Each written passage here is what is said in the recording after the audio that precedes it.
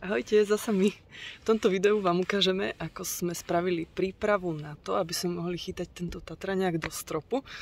Aj ako sme ho zateplili a čím, ako sme lisovali matice a ako nám to šlo zase strašne pomaly a mali sme milión nervov. Ale dostali sme sa k tomu.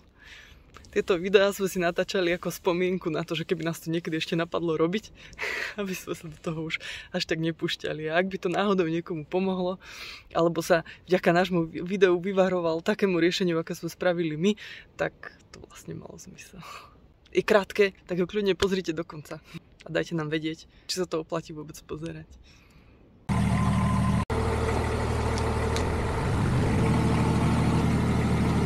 Strop už máme. Ešte dvere. To je nekonečné, toto odškrutkovávanie. Určite mi to teraz nepôjde, keď ma natáčaš. Per na prvý. Dobre. A pekne natoč, aj aký bordel tu teraz máme. Lebo teraz je to sklad. Áno.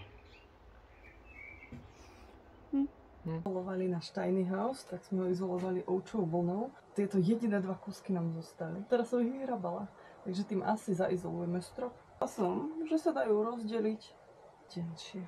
Tak to nadelím presne tak, aby to vyšlo do celého stropu.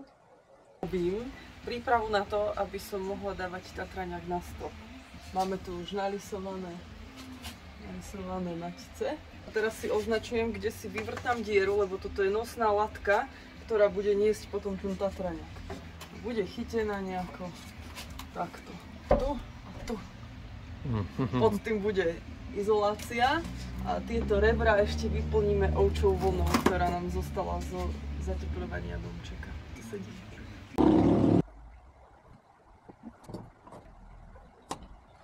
Netradičný spôsob lepenia maďarskou páskou. Chvíľu to podrží a potom to aj tak chytí tatraňák. Už mám skoro hotovo. Ešte tam tú stranu a že by to vyjde úplne napresno. To je taký dobrý pocit.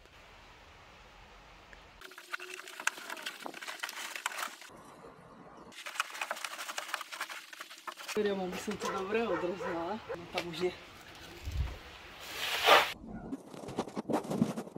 Máme to provizorne chytené. Strechu za stenu.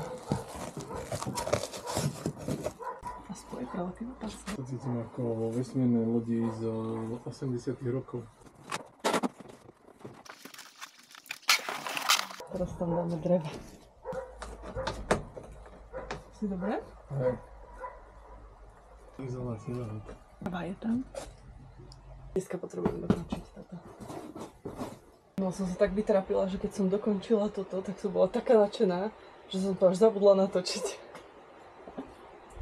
A nenatáčala som, keď som to robila, lebo som mala také nervy, že to by nebolo dobré. Je tam! Tu sme dali kovové L-ka na túto dosku a tá bude držať túto dosku, aby to vyzeralo takto. Finálny kus, na ktorý sme čakali, dali sme hore L-ka, ktoré sa navrtali priamo do karosérie, na to sa chytlo tento posledný priečník a už môžeme konečne môžeme šrobovať. Konečne. Zrejme ideálne zatepľovať K-flexom, ale my sme išli teda veľmi na cenu a preto sme zateplili Mirelonom s hliníkovou reflexnou fóliou, ktorá vlastne zároveň nám to slúži ako veľmi dobrý parotes a pod to sme použili ovčiu vlnu, ktorá nám vlastne zostala zo zatepľovania nášho domčeka ešte kedysi dávno.